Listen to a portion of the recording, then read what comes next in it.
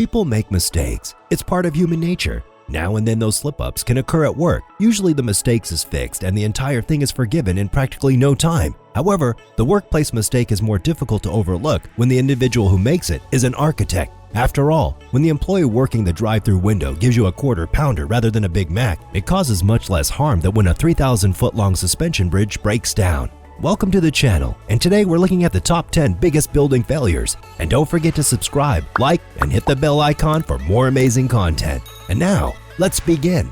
At number 10, the Aon Center.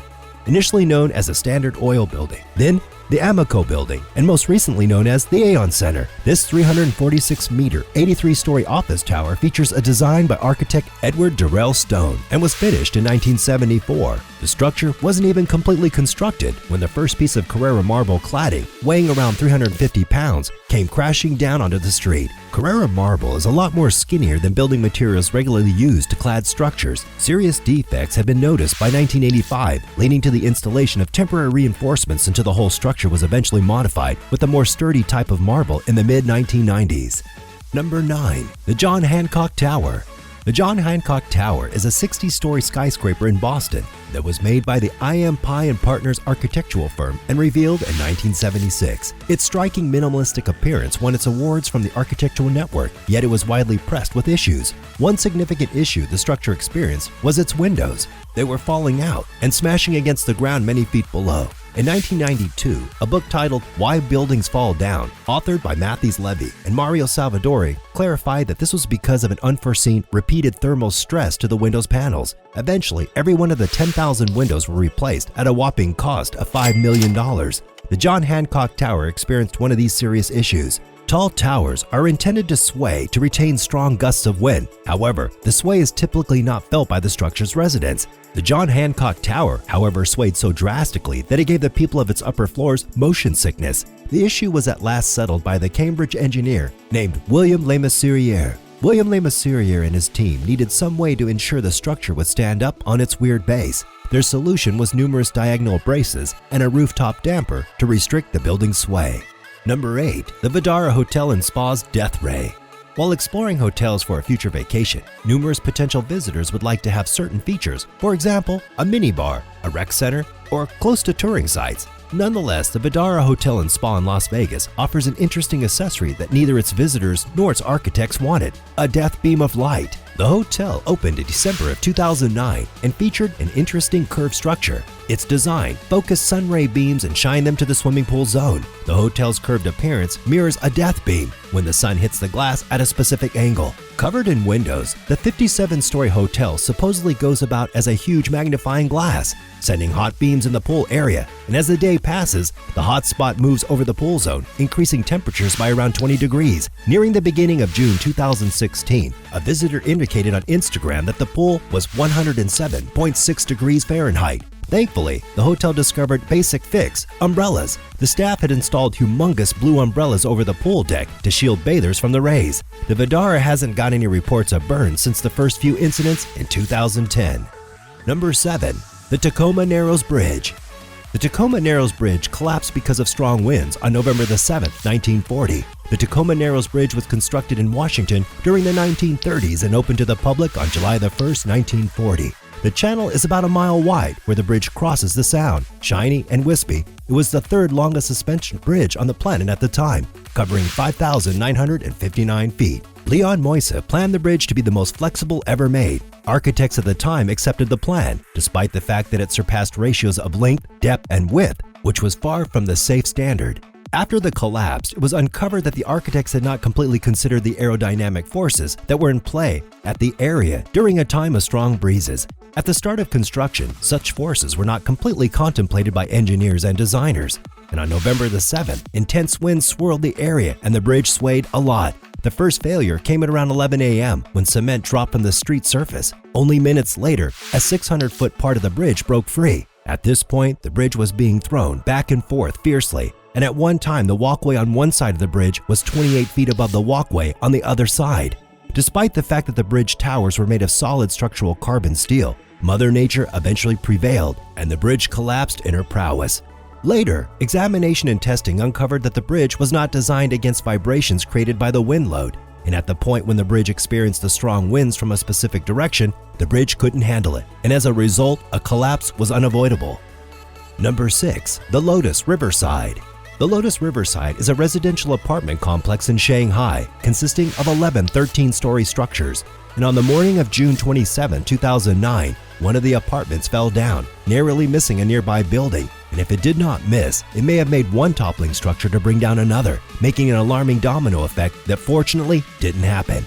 The almost completed 13-story apartment structure in the Lotus Riverside complex in Shanghai did fall, killing one worker. The investigation team reports said that the worker dug an underground garage, and the earth taken from underground the structure was unloaded into a landfill near a creek, and its weight caused the riverbank to fail. Water from the creek then trickled into the ground, transforming the structure's foundation into mud. Before the fall, there were reports saying there were cracks on the flood prevention divider close to the structure, along with the special geological condition in the waterbank zone, and this might be part of the cause behind the breakdown.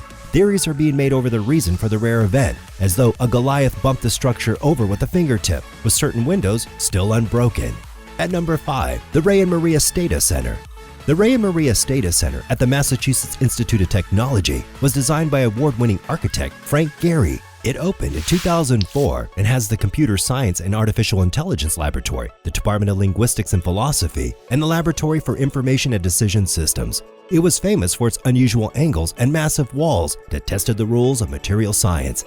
A wide primary passage running the length of the structure on the ground floor is known as the Charles M. Best Student Street, to pay tribute to the previous MIT president who passed away on December 2013. The Student Street is regularly utilized as more roomy substitute for the memorial lobby situated in the Building 10 on the Infinite Corridor. The monthly Choose to Reuse Community Reusing Trade Fest and a weekly fresh produce market are different functions routinely held in the Stata Center. The Forbes Family Cafe is near the eastern end and serves breakfast and lunch to the general population during certain times. 3 years after it opened, MIT filed a careless suit against Gehry, saying that the blueprints had major flaws in the $300 million structure and had caused many structural issues. Sewage issues had caused leaks in the walls. Icicles hung penduously from the rooftop very dangerously. Mold developed on the structure's brick walls too, and the school paid more than $1.5 million for repairs. A representative from the construction organization Skansa USA Building mentioned they had attempted to warn Gehry of issues with the design many times and had told Gehry a numerous amount of times to utilize more appropriate material. Number 4. The W.E.B. Du Bois Library. The University of Massachusetts Amherst is home to 3 recognized libraries, which holds the Music Reserve Lab and the Science and Engineering Library.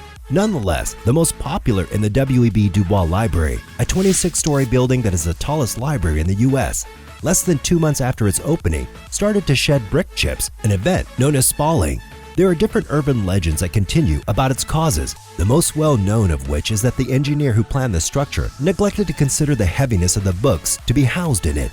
While no official reason for the spalling was given, 60,000 books have been relocated from the structure. It was later found that the structure was sinking into the pond-saturated ground on which it was constructed on. Number 3. The Kemper Arena. Kemper Arena is an indoor arena in Kansas City, Missouri that opened in 1974. It had been the site of the 1976 Republican National Convention, and it won many remarks for its special design. Instead of using view-obstructed columns, the rooftop was suspended from supports on its exterior.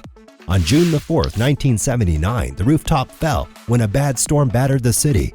Luckily, it wasn't being utilized at that point, so there were no wounds or fatalities. However, it stunned the city quite badly.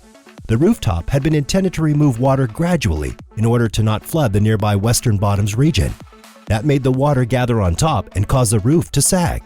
Additionally, the rooftop was suspended from hangers, and the strength of the screws had been miscalculated. When a single bolt fell out, a significant number of the neighboring ones fell out too, and finally leading to the roof's breakdown.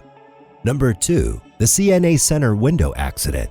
The CNA Center is a structure in Chicago that opened in 1972. A 44-story building was planned by a firm at Graham Anderson Probst in White. It was painted sparkling red, making it hard to miss. Anna Flores, 37, died when a sharp piece of glass fell from a cracked window on the 29th floor of the CNA Plaza South Tower. It then shattered into her head as she strolled along the sidewalk, holding the hand of her 3-year-old daughter. The family state that the lawyers had inspected about 65,000 pages of reports. However, the lawyers started truly arranging a settlement weeks after the incident. Issues with cracking glass at the 45-story building date to the red skyscraper's development in 1973. The cause of the cracking was thermal expansion, and after an $18 million agreement, all of the structure's windows was switched out. Every window was still reviewed on a monthly schedule to this day. And at number 1, the Leaning Tower of Pisa. Finally at number 1 spot is the Leaning Tower of Pisa, and I'm sure you've heard of this famous building. Known for its wonky appearance, it's a most loved destination for travelers just as a must-do amusing selfie opportunity. Arranged behind the Pisa Church, it's the third oldest structure in the city's cathedral square. During development, the building began to tilt. A blend of horrible foundation and unstable land eventually gave the tower its present-day tilt. And the tilt turned out to gradually get worse during construction, and the workers tried to fix the issue by making the upper levels at an angle to the foundation. You can see the proof of this today with the tower's slight bend in form. But of course, you didn't solve the problem because the root of the problem wasn't fixed. Throughout the next 100 of years, the tower kept on sinking at around 1 millimeter a year. The building was stabilized by remedial work somewhere between 1993 and 2001, which decreased the angle of the tilt and is regularly maintained by Italy's tourism board. Well, that about sums it up for today's video, and if you learned something new and enjoyed, make sure to subscribe, like, and hit the bell icon for more unique content. I'll see you in the next video.